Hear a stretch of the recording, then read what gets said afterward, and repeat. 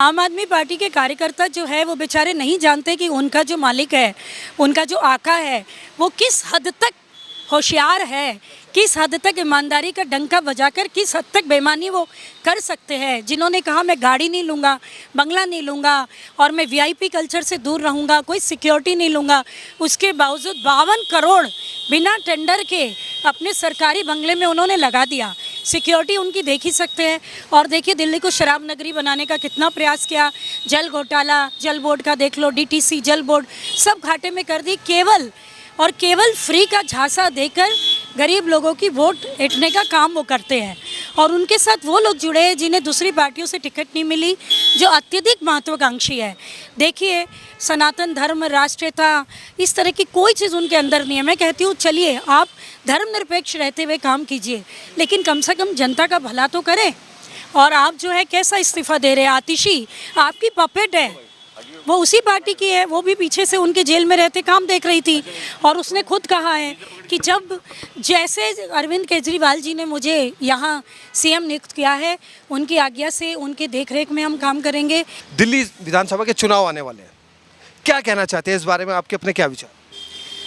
मेरे विचार तो ये है कि दिल्ली की जनता जानती है कि सही क्या है और गलत क्या है।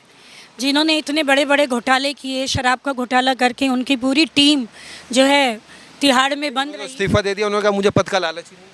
पद का लालच नहीं है, वो तो कुछ महीने बाद पता चल जाएगा क्यों वो चुनाव लड़ रहे हैं। जब वो इतने बड़े उसमें दोषी है, कोई वो दोष मुक्त थोड़ी हुए, उनको बेल मिली है, जमानत कोई किसी को बरी नहीं करता। लेकिन जो उनका स्वागत हुआ है, आतिशबाजी हुई है, ढोल नगाड़े, पूरा वेलकम हुआ, जैसे कोई पद्मश्री अवार्ड लेकर आए। आम आदमी पार्टी के कार्यकर्ता जो है वो बेचारे नहीं जानते कि उनका जो मालिक है, उनका जो आका है, वो किस हद तक होशियार है, किस हद तक ईमानदारी का डंका बजाकर किस हद तक बेईमानी वो कर सकते हैं। जिन्होंने कहा मैं गाड़ी नहीं लूँगा, बंगला नहीं लूँगा और मैं वीआईपी कल्चर से दूर रहूँगा, कोई सिक्योरिटी नहीं लूँगा, उसके बावजूद 52 करोड़ बिना टेंडर के अपने सरकारी बंगले में उन्होंने लगा दिया।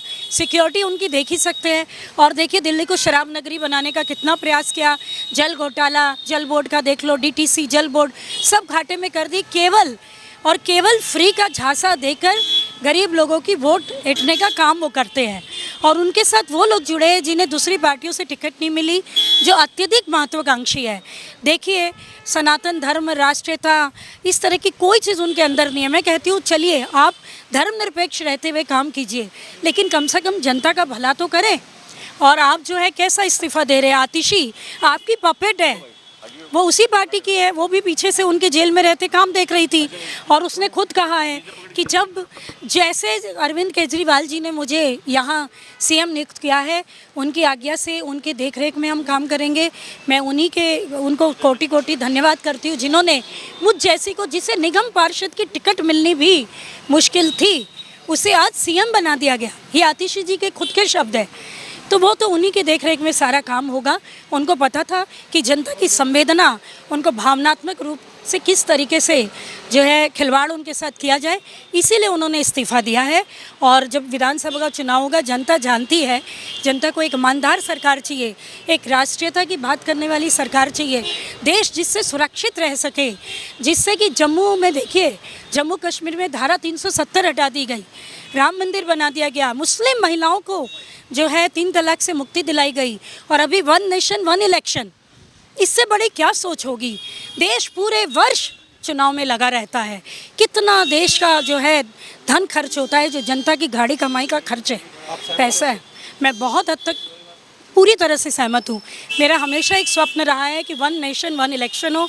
देखिए जो बार बार इलेक्शन होते हैं, इससे द्वेष बढ़ता है, मतभेद बढ़ता है, एक दूसरे से हर समय लड़ाई झगड़ा, भाईचारा ख़त्म हो जाता है, एक व्यक्ति दूसरे का शत्रु होता है, नहीं एक पार्टी दूसरे पार्टी की, बल्कि लोगों के अंदर शत्रुता, विषमता, द्वेष, बैर, ईर्ष्या, इस तरह की चीज़ें क्यों बढ़े। ये देश भाईचारे का देश है। और साथ साथ कितना धन खर्च होता है, कितना गवर्नमेंट की सारी टीम उसमें लग जाती है। अब हमारे देखिए नगर निगम में क्या होता है, गिनती की वाहन हैं, गिनती के जो है यहाँ पर अपने कर्मचारी है, उनको भी इलेक्शन में लगा दिया जाता है। आए साल इलेक्शन आ जाते, कभी विधानसभा के, कभी लोकसभा के, कभी निगम के।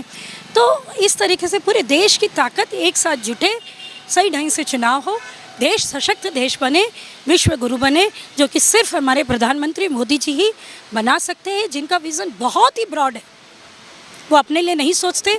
तो मैं मोदी जी को इस पखवाड़े में जन्मदिन की भी बहुत बहुत शुभकामनाएं देती हूँ। आज हमारे वार्ड के सभी लोग यहाँ, जो कई कार्यकर्ता हमारे यहाँ, प्रवेश खुराना जी हैं, हमारे महामंत्री हैं, हमारे महामंत्री युवा मोर्चा से, आ जाओ इधर, हाँ, कृष है और हमारी पूरी टीम है यहाँ पर, यहाँ सब इकट्ठे हुए हैं और आज हम स्वच्छता अभियान कर रहे हैं। और मैं कहूँगी आज ही नहीं, हमें हमेशा ये करना है। चलिए, आज की एक खबर में एक सबसे अहम फैसला रितु जी ने लिया और साफ साफ घोषणा कर दी है, और आने वाले समय में आपको तय करना है कि दिल्ली में आपको किसकी सरकार बनानी है। लेकिन सरकार बनाने से पहले एक बार विचार जरूर कर लें। फिलहाल के लिए इतना ही। सनसनी रिपोर्टर कैमरामैन चंदन कुमार के साथ मैं आपका अपना राजन राय। वंदे मातरम।